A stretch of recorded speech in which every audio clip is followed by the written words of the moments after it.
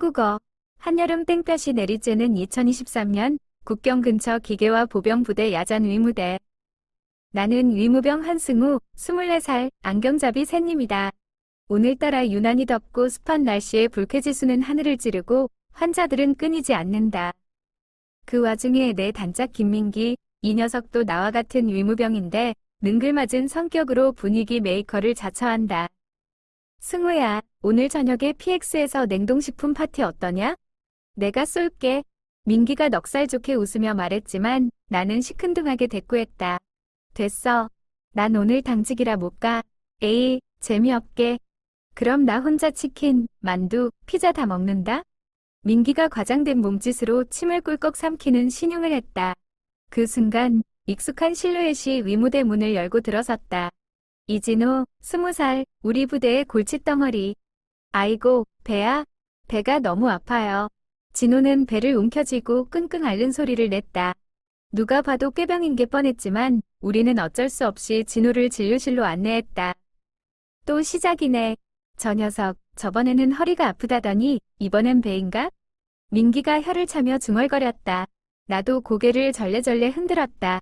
진호는 입대 전부터 유명한 관심병사였다. 툭하면 아프다고 징징대고 툭하면 사고를 치고 툭하면 여군들에게 찝쩍거렸다. 진호야, 어디가 어떻게 아픈지 자세히 말해봐. 나는 최대한 침착하게 물었다. 진호는 눈을 이리저리 굴리며 대답했다. 그러니까 배가 콕콕 쑤시면서 아랫배가 뻐근하고 숨도 잘 안 쉬어지는 것 같아요. 진호의 말을 들으면 들을수록 어이가 없었다. 나는 속으로 한숨을 쉬며 진료 차트를 작성하기 시작했다. 어디 봅시다. 혈압 정상, 맥박 정상, 체온 정상. 진호야, 혹시 어제 뭐 잘못 먹었어? 아니요. 저는 어제 PX에서 라면밖에 안 먹었어요. 라면? 무슨 라면? 그게 불닭볶음면. 불닭볶음면? 그거 엄청 매운 거잖아. 너 매운 거 잘 못 먹잖아. 아, 그게 어쩌다 보니. 진호는 말끝을 흐렸다. 나는 헛웃음을 지었다. 이 녀석 매운 걸 먹고 배탈이 난 게 분명했다. 진호야, 너 꾀병 부리는 거지? 민기가 참다 못해 소리쳤다. 진호는 당황한 듯 눈을 깜빡였다. 아, 아닙니다. 진짜 아픕니다. 거짓말하지 마. 너 아까 나 들어올 때 멀쩡하게 복도 뛰어다니는 거 다 봤어. 민기의 말에 진호는 얼굴이 새빨개졌다. 나는 진호에게 따끔하게 말했다. 진호야, 너 이러면 안 돼. 아픈 척하면서 꾀병 부리는 건 군 생활에 아무런 도움이 안 돼. 오히려 너만 더 힘들어질 뿐이야. 진호는 고개를 푹 숙였다. 나는 진호에게 소화제를 처방해주고 돌려보냈다. 하지만 진호의 쇼는 여기서 끝나지 않았다. 다음 날 나는 위무대에서 환자들을 돌보고 있었다. 민기는 옆에서 콧노래를 흥얼거리며 약품 정리를 하고 있었다. 그때 갑자기 복도에서 비명소리가 들려왔다. 깍! 저리 가세요. 한국어. 우리는 깜짝 놀라 복도로 뛰쳐나갔다. 복도에는 진호가 강지수 간호 장교님에게 껄떡대고 있었다. 지수님은 우리 부대에서 가장 아름답고 유능한 간호 장교님으로 모든 병사들의 선망의 대상이었다. 하지만 지수님은 차갑고 도도한 성격으로 유명했다. 이진호, 너 지금 뭐 하는 거야? 민기가 소리치자 진호는 깜짝 놀라 지수님에게서 떨어졌다. 지수님은 차가운 눈빛으로 진호를 쏘아보았다. 이진호 일병, 지금 근무 시간에 뭐 하는 거죠? 당장 위무실로 따라오세요. 지수님은 진호를 데리고 위무실로 들어갔다. 나는 민기와 함께 걱정스러운 눈빛으로 그 모습을 지켜보았다. 저 녀석 또 무슨 짓을 하려고 저러는 거야? 민기가 중얼거렸다. 나도 불안한 마음을 감출 수 없었다. 잠시 후 위무실에서 지수님의 날카로운 목소리가 들려왔다. 이진호 일병, 똑바로 말하세요. 어디가 어떻게 아픈 거죠? 그러니까 그게. 진호는 횡설수설하며 제대로 대답하지 못했다. 지수님은 한숨을 쉬며 말했다. 이진호 일병, 지금 장난하는 거예요? 아프지도 않은데 꾀병 부리는 거 다 알고 있어요. 아닙니다. 진짜 아픕니다. 머리가 깨질 듯이 아프고 속도 울렁거리고 다리도 후들거립니다.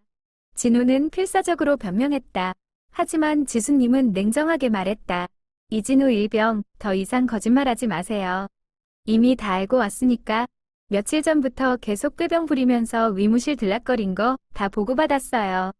진호는 아무 말도 하지 못했다. 지수님은 차갑게 덧붙였다. 이진호 일병, 이번 일은 그냥 넘어가지 않겠어요.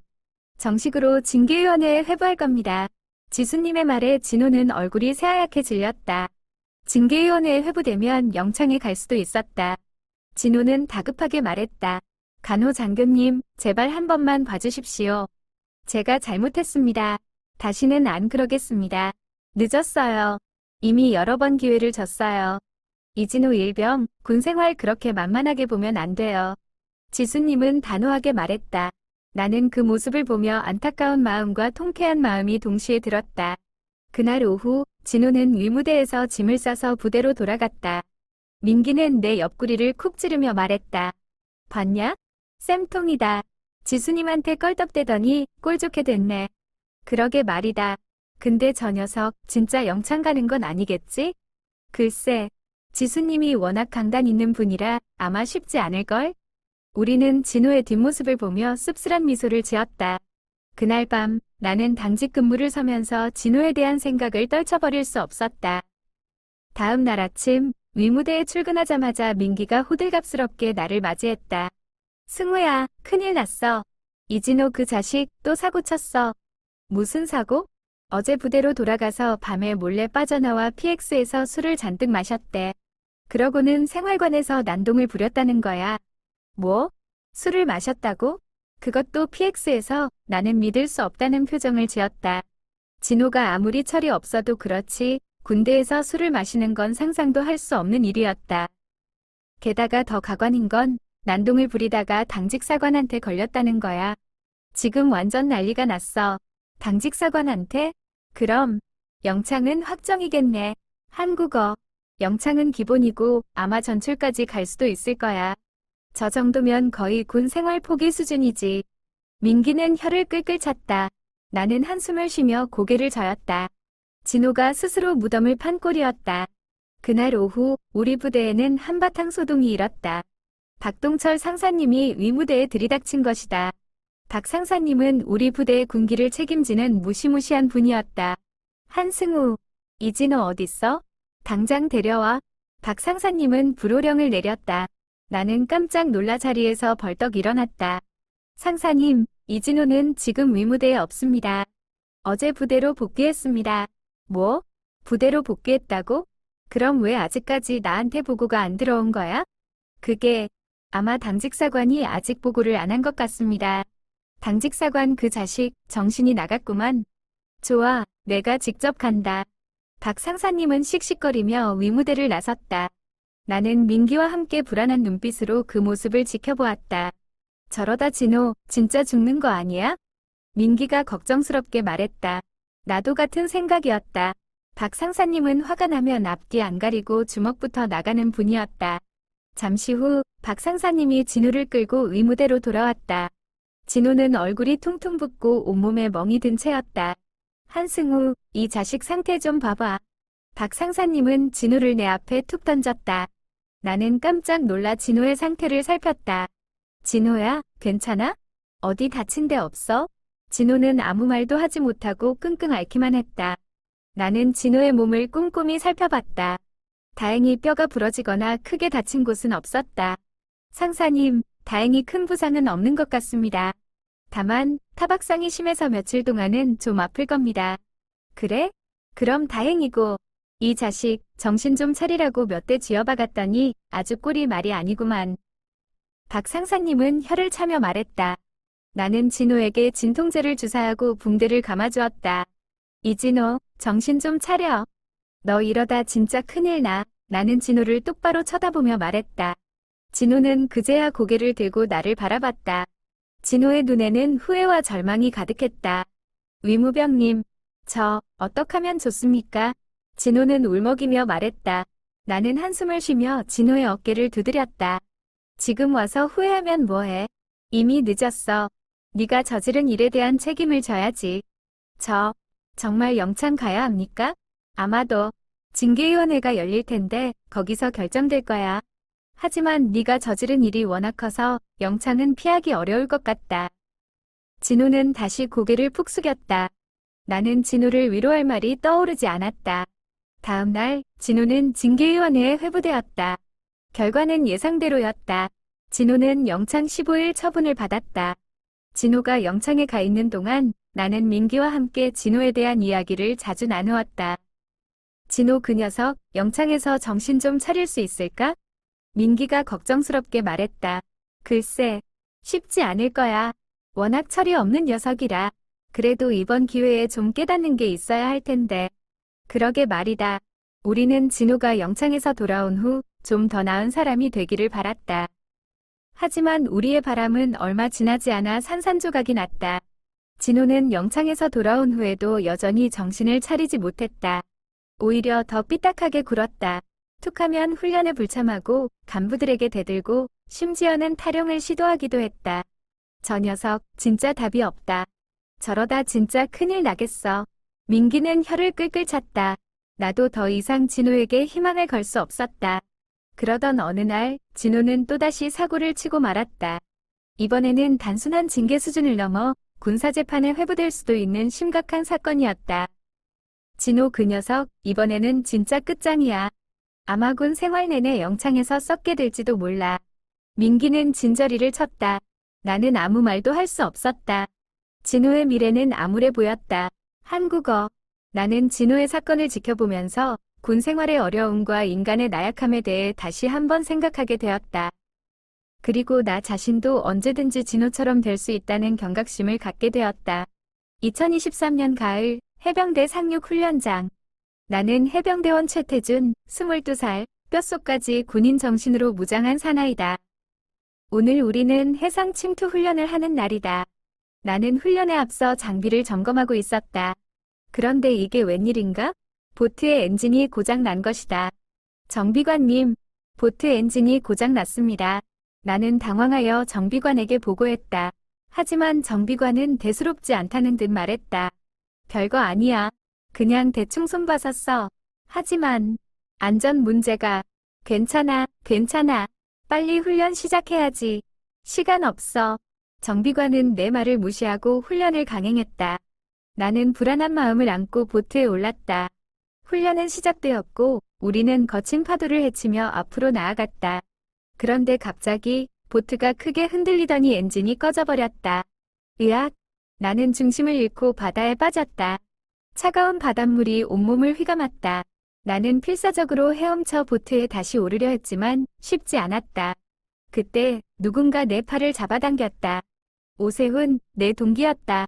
세훈이는 나를 보트에 끌어올리고 응급처치를 해주었다. 태준아, 괜찮아? 어디 다친 데 없어? 다리가. 나는 다리를 움직이려 했지만 엄청난 통증이 밀려왔다. 다리가 부러진 것 같았다. 안 되겠다. 빨리 위무대로 가야겠어. 세훈이는 나를 부축하여 위무대로 향했다. 위무대에서 진찰을 받은 결과 다리뿐만 아니라 척추에도 문제가 있다는 것을 알게 되었다. 이런, 심각하군. 당장 군 병원으로 이송해야겠어. 위무병은 걱정스러운 표정으로 말했다. 나는 하늘이 무너지는 것 같았다. 군 병원으로 이송된 후 나는 정밀 검사를 받았다. 결과는 참담했다. 척추 손상으로 인해 하반신 마비가 올 수도 있다는 것이다. 뭐라고요? 하반신 마비라고요? 나는 믿을 수 없다는 표정으로 의사에게 되물었다. 의사는 안타까운 표정으로 고개를 끄덕였다. 최대한 치료를 해보겠지만 장담할 수는 없네. 자네의 의지에 달려있어. 나는 절망에 빠졌다. 내 꿈은 최고의 해병대원이 되는 것이었다. 하지만 이제 모든 것이 물거품이 될 위기에 처했다. 그때 내 곁을 지키던 세훈이가 내 손을 잡았다. 태준아, 포기하지 마. 넌 할 수 있어. 내가 옆에서 도와줄게. 세훈이의 따뜻한 말에 나는 힘을 얻었다. 그래, 포기하지 말자. 어떻게든 이겨내자. 나는 힘든 재활 치료를 시작했다. 매일매일 뼈를 깎는 고통이 따랐지만 나는 이를 악물고 버텼다. 세훈이는 항상 내 곁에서 나를 응원해 주었다. 태준아, 조금만 더 힘내. 거의 다 왔어. 세훈아, 고맙다. 네가 없었으면 난 벌써 포기했을 거야. 무슨 소리야. 우리는 하나잖아. 해병은 절대 동료를 버리지 않아. 세훈이의 말에 나는 눈물을 글썽였다. 그래, 우리는 하나다. 해병은 절대 포기하지 않는다. 나는 재활치료에 전념했고 조금씩 몸이 회복되기 시작했다. 하지만 여전히 다리는 불편했고 걷는 것도 쉽지 않았다. 그러던 어느 날 나는 우연히 정우석 중대장을 만났다. 정 중대장은 사고 당시 훈련을 지휘했던 책임자였다. 최태준, 몸은 좀 어떠냐? 정 중대장은 어색한 미소를 지으며 물었다. 나는 차가운 눈빛으로 정 중대장을 쏘아봤다. 중대장님, 제 다리가 이렇게 된 건 누구 책임이라고 생각하십니까? 정 중대장은 아무 말도 하지 못했다. 나는 분노를 억누르며 말했다. 중대장님은 사고 당시 안전점검을 제대로 하지 않으셨습니다. 그리고 사고 후에도 책임을 회피하려고만 하셨습니다. 저는 중대장님을 용서할 수 없습니다. 최태준, 그건 오해야. 나는, 오해라고요? 그럼 제 다리는 누가 이렇게 만들었습니까? 하늘에서 벼락이라도 맞았다는 겁니까? 나는 정 중대장의 말을 끊고 소리쳤다. 정 중대장은 당황한 듯 뒷걸음질 쳤다. 한국어. 최태준, 진정해. 내가 보상 문제를 알아보고 있어. 조금만 기다려줘. 보상이요? 보상받으면 제 다리가 원래대로 돌아옵니까? 제 꿈은 어떻게 되는 겁니까? 나는 절규했다. 정 중대장은 아무 말도 하지 못하고 고개를 숙였다. 나는 더 이상 정 중대장과 이야기하고 싶지 않았다. 나는 정 중대장을 지나쳐 병실로 돌아왔다. 병실에 돌아오자 세훈이가 걱정스러운 표정으로 나를 맞이했다. 태준아, 무슨 일 있었어? 얼굴이 안 좋아 보여. 세훈아, 나는 어떻게 해야 할까? 저 사람들을 용서해야 할까? 아니면 끝까지 싸워야 할까? 나는 혼란스러운 마음을 털어놓았다. 세훈이는 내 어깨를 감싸 안으며 말했다. 태준아, 내 마음이 가는 대로 해. 어떤 선택을 하든 나는 내 편이야. 세훈이의 말에 나는 마음이 조금 편안해졌다. 그래, 내 마음이 가는 대로 하자. 나는 정 중대장과 부대를 상대로 소송을 제기하기로 결심했다. 쉽지 않은 싸움이 될 것이다. 하지만 나는 포기하지 않을 것이다. 내 권리를 찾고 정의를 바로 세울 것이다. 그리고 무엇보다 다시 일어설 것이다. 해병대 정신으로.